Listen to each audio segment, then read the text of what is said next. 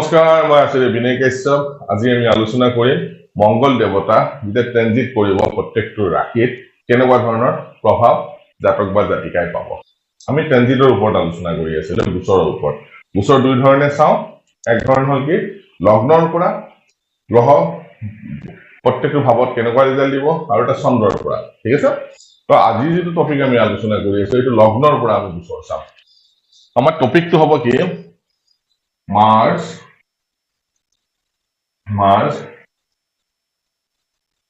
transit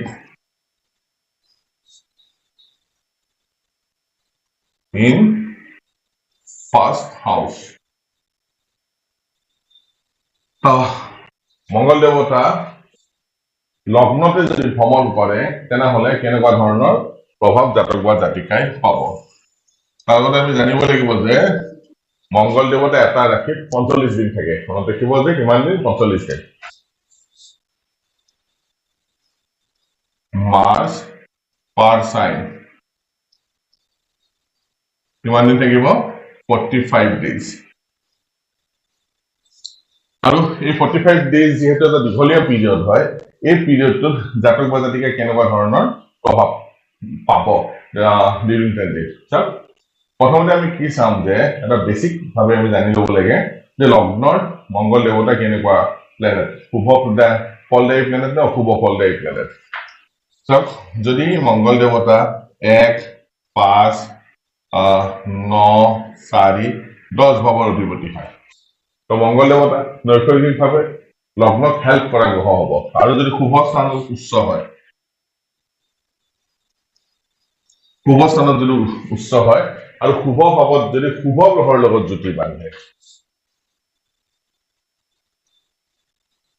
Sun with good planet,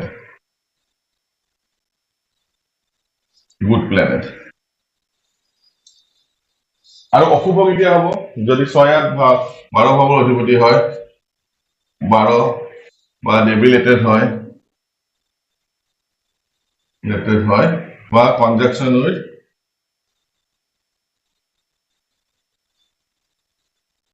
with evil planet.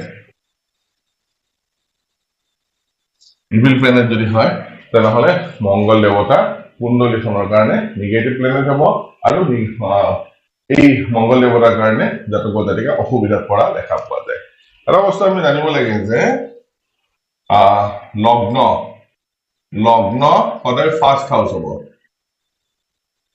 লগ্ন সদায় first house হ'ব, সেইটো মনত ৰাখিব। আৰু দুটা ভাৱ আছে যে থাৰ্ড হাউচ আৰু 11th হাউচ। যিহেতু 30 ভাৱৰ অধিপতি হয়, সদায় যিকোনো বস্তু কি এনহেন্স কৰিব, ভালে হওক বা বেয়াই হওক,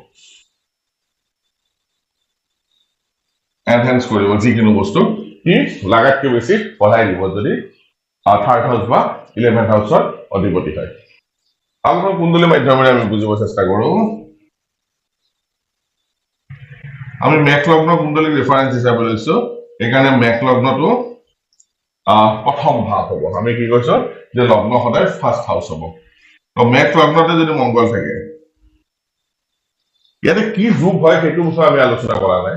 যে মংগল যদি কেন্দ্ৰতে যদি থাকে তেনেহলে এটা ঋষভ নামৰ এটা যোগ দিব, বা কিছুমানৰ মতে লগ্নতে যদি মংগল থাকে মাংগলিক যোগ দিব। আমি সেইবিলাকৰ বিষয়ে একেবাৰে আলোচনা কৰা নাই। আমি আলোচনা কৰি আছো যে ট্ৰেনজিটৰ সময়ত, যে গ্ৰহৰ যেতিয়া ট্ৰেনজিট হ'ব, যেতিয়া লগ্নত ভ্ৰমণ কৰিব কেনেকুৱা ধৰণৰ প্ৰভাৱ পাব। মংগল যদি শুভ ভাৱৰ অধিপতি হয়, 1, 5, 9, 4, 10 বা শুভ গ্ৰহৰ লগত যদি শুভ ভাৱত যদি উচ্চ হয় বা শুভ গ্ৰহৰ লগত যদি জুতি বান্ধি থাকে শুভ ভাৱত, তেনেহলে মংগল দেৱতা লগ্নত ভাল ৰিজাল্ট দিব। কেনেকুৱা ৰিজাল্ট দিব? Quick success. জাতক বা জাতিকাক হঠাতে সাকসেস দিব। ভাবিব নোৱাৰা ভাৱে জাতক বা জাতিকাই সাকসেস পাব জীৱনত। ঠিক আছে, এই 45 দিনৰ ভিতৰত। আৰু এক্সটেন্সিভ ট্ৰেভেলিং, তাৰমানে কি হয়, অলপ ঘূৰি ফুৰিব লগা হ'ব পাৰে। ট্ৰেভেলিং অলপ বৃদ্ধি হোৱাৰ সম্ভাৱনা জাতক বা জাতিকাত থাকে যদি মংগল দেৱতা লগ্নতে ভ্ৰমণ কৰে। আৰু লগত গেইন ফ্ৰম বিজনেছ, যদি কিবা ব্যৱসায় বাণিজ্য কৰি আছে তাৰ পৰা জাতক বা জাতিকাই এই 45 দিনত খুব ভাল মুনাফা, খুব ভাল লাভ হোৱা দেখা পোৱা যায়। ডিউৰিং ট্ৰেনজিট যেতিয়া লগ্নত মংগল দেৱতা ভ্ৰমণ কৰিব, শুভ ভাৱৰ অধিপতি হয়, তেনেহলে ভাল ৰিজাল্ট পাব এই মংগল দেৱতাই যেতিয়া অশুভ হবৰ অধিপতি হয় 6-8-12 বা ডেভিলেটেড হয় নিজ হয় বা পাপী গ্ৰহৰ লগত যুতি বান্ধি থাকে তেনেহলে মংগল দেৱতা অশুভ ফল প্ৰদান কৰিব কি কৰিব বাইল ডিজিজ মানে পিত্তৰ ৰোগ হোৱা দেখা পোৱা যায় এই 45 দিনত জাতক বা জাতিকাৰ লগতে কি হয় এগ্ৰেছন বহুত বাঢ়ি যায় জাতক বা জাতিকাৰ খঙাল হয় তেনে জাতক বা জাতিকাৰ ডিউৰিং 45 ডেইজত আৰু যদি বিয়া পাতিছে তেনেহলে ঘনীয়েকৰ লগত বা গিৰিয়েকৰ লগত মত বিৰোধ হোৱা দেখা পোৱা যায় মংগল দেৱতাৰ কাৰণ কিয় মংগল দেৱতাৰ এটা সেপাৰেটিভ টেন্ডেন্সি থাকে যদি নিগেটিভ হৈ থাকে তেনেহলে বিয়াৰ ক্ষেত্ৰত ইয়াক এটা সেপাৰেটিভ টেন্ডেন্সিৰ কাৰণে মত বিৰোধ হোৱা দেখা পোৱা যায় আৰু জীৱনত বাধা বিঘিনি হাৰ্ডেল এই 45 দিনত অহা দেখা পোৱা যায় যদি মংগল দেৱতা নিগেটিভ ভাৱৰ অধিপতি হয় 6-8-12 নিজ বা পাপী গ্ৰহৰ লগত যদি যুতি বান্ধি থাকে ঠিক আছে তো এই মংগল দেৱতাৰ যেতিয়া আমি ট্ৰেনজিট চাম তেতিয়া তাক কোনো ধৰণৰ যুগ বা কোনো ধৰণৰ